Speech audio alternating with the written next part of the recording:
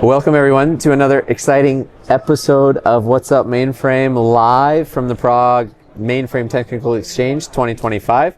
I'm excited to have Emre Tunar, who's our head of application security at Broadcom.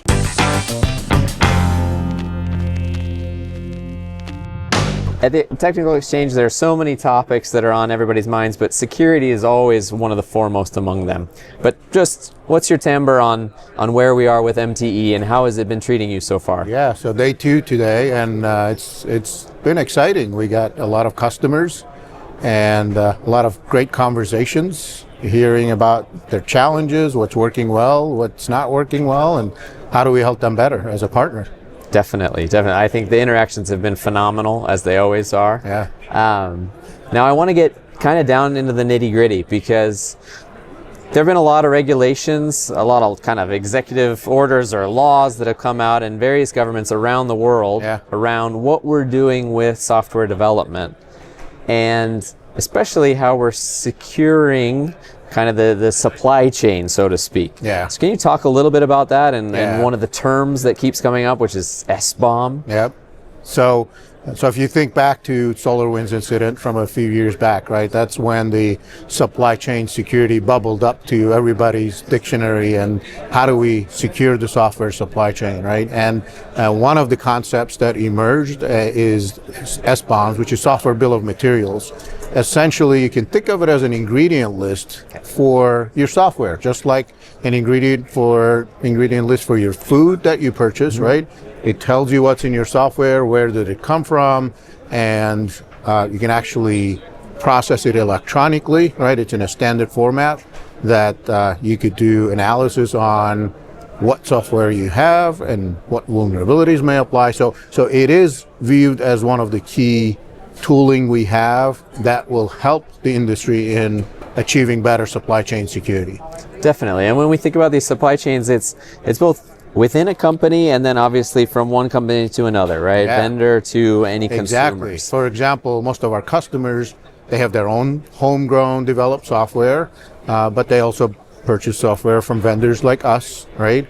And they will need to take into consideration all of those, right? So it's critical knowing what's coming from the vendor software that you're using, as well as what's in your software that you develop homegrown. Definitely.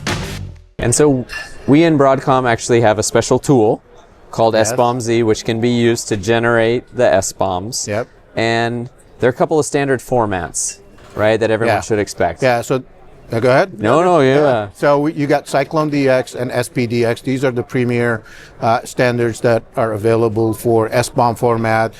They have similarities. They also have some differences, pros and cons. So I expect both of them will continue to exist for some time as we see more adoption of SBOMs throughout the industry.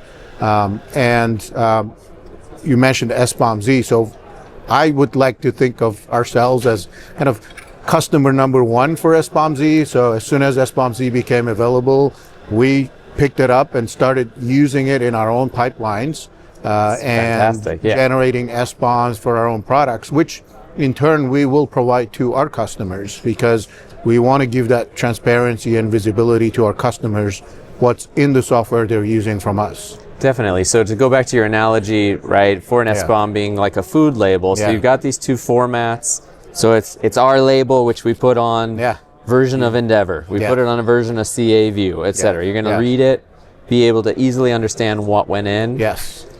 Now, this is all pretty new. It is relatively new, yes. And so even in Broadcom, while we've set up SBOMZ, we're not fully at the point of generating SBOMs across the board. So yes and no, right? So we have integrated into our pipeline, so we are in a position to be able to generate SBOMs for our software. Yep. Flexible to generate whatever format we choose, SPDX or Cyclone DX. There are other aspects to this, right? Yes. There's lawyers, there's legal aspects. So we're working through across all of the company to come to a common workflow that we want to follow, common standards we want to follow across the company, so that we could deliver same standards and same quality to our customers across the board. Definitely. So more maturity and more standardization is going to be needed. Oh my gosh, we did not secure this filming area. Uh-oh. Hey. Yeah. Oh, you're interrupting. Are we talking about security? We're talking about security yes. and bad actors and I'm sorry, great actors, but bad actors in this case. In any case.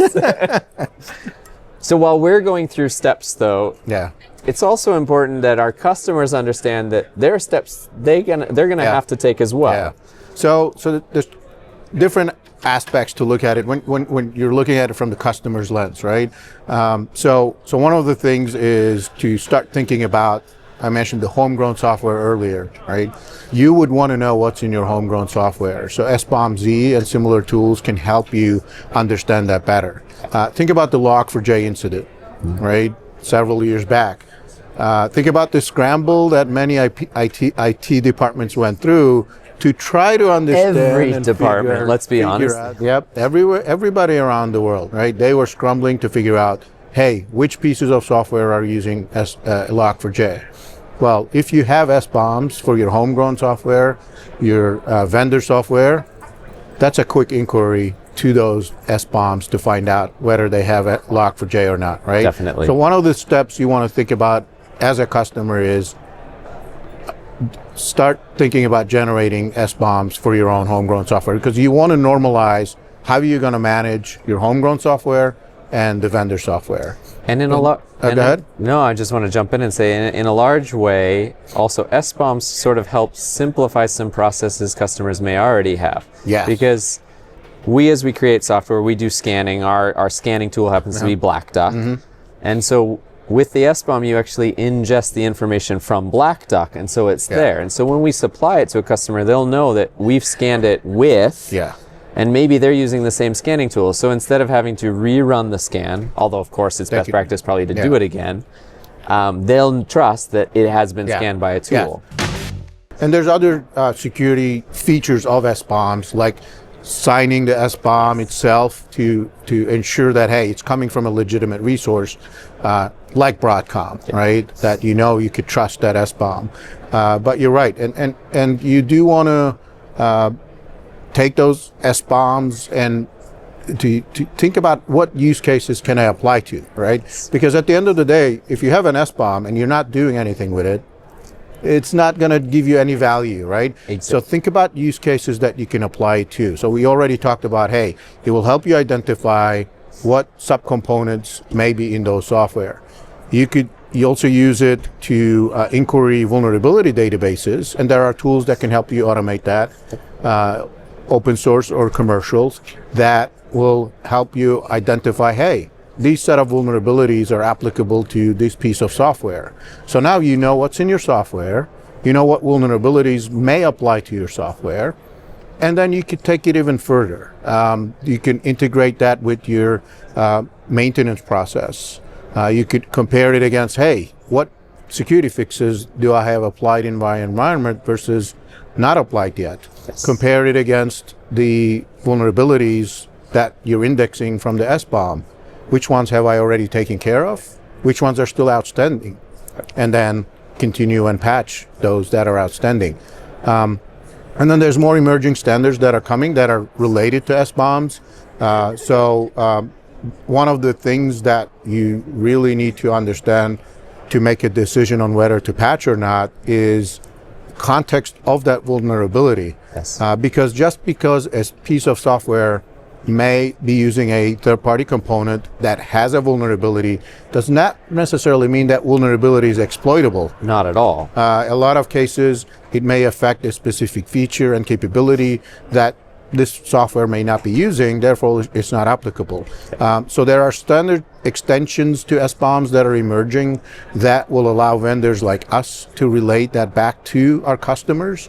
So you'll be able to get that SBOM, and with that extension, we'll be able to tell you, hey, let's say you're using Endeavor from Broadcom. It has this third-party component that has this vulnerability, but within the context of our application, that vulnerability is not exploitable. Exactly. So you could just ignore it. And it's a much faster feedback loop than it is now, because now there's a long analysis phase, then an announcement goes out, etc. So you're gonna deliver these electronically, right? Yep. And machine readable, consumable electronically, and you could then means automate. Yep. And the worry goes away much faster. Yes. Yes. It's fantastic. Yeah. So it's really exciting. So if you have questions about SBOMs and what we're doing, people can reach out to you directly, reach right? out to me directly. We're happy to hear.